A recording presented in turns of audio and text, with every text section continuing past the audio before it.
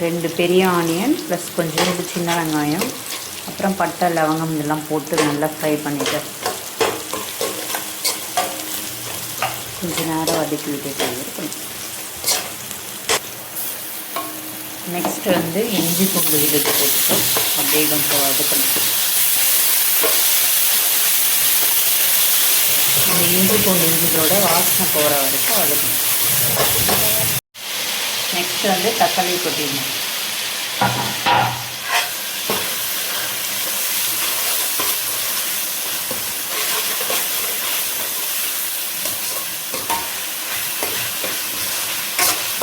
Onion போட்டதுக்கப்புறம் ginger garlic paste போட்டுட்டு அது நல்லா வதங்கினதுக்கப்புறமா தான் தக்காளி போடணும்.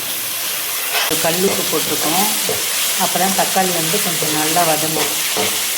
கொஞ்சோண்டு மஞ்சள் தூள் ஆட் பண்ணிக்கோங்க. கிரேவி வாசனையாக இருக்கிறதுக்காக ஒரு 2 பச்சை மிளகா போட்டிங்கன்னா நல்ல ஸ்மெல் வரும்.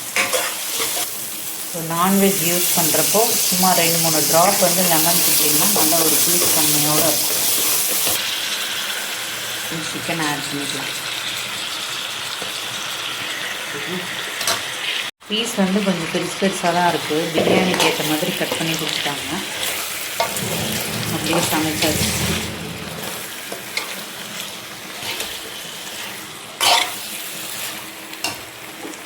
பண்ணிக்கலாம்.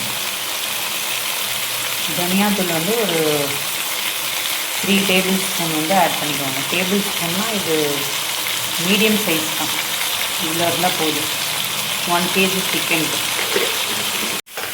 தனியா வந்து எப்பயுமே நம்ம கடையில் வாங்குறத விட நம்ம வீட்டிலேயே தயாரிக்கிறோம் இல்லையா. வீட்டிலே தனியா வாங்கிட்டு அதை நல்லா கொஞ்சம் ஃப்ரை பண்ணிவிட்டு அதுக்கப்புறமா பவுடர் பண்ணி யூஸ் பண்ணோம்னா நல்ல ஸ்மெல் வரும்.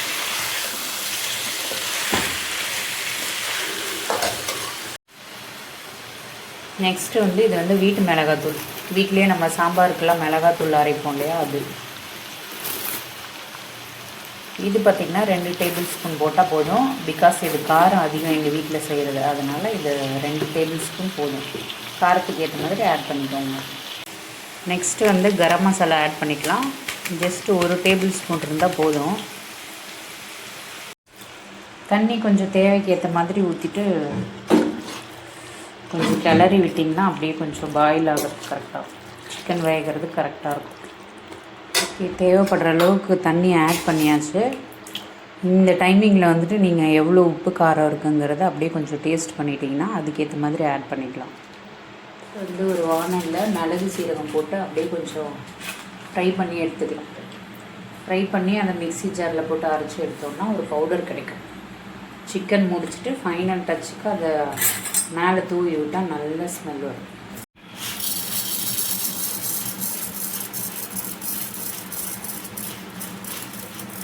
மிளகு சீரகம் ஆட் பண்ணுறப்போ மிளகு விட கொஞ்சம் சீரகம் வந்துட்டு அதிகமாக ஆட் பண்ணிக்கணும். டைஜஷன் வந்துட்டு பெனிஃபிட். மிளகு சீரகம் வந்து ஃப்ரை பண்ணதுக்கப்புறமா கொஞ்சம் நேரம் ஃபேனில் ஆற வைப்போம்.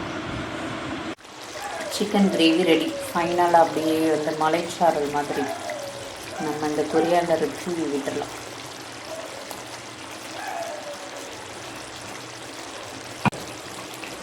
பவுடர் பண்ணியிருக்கிற மிளகு சீரகத்தூளை வந்துட்டு அப்படியே தூவி விட்டுடலாம். நல்ல வாசனை.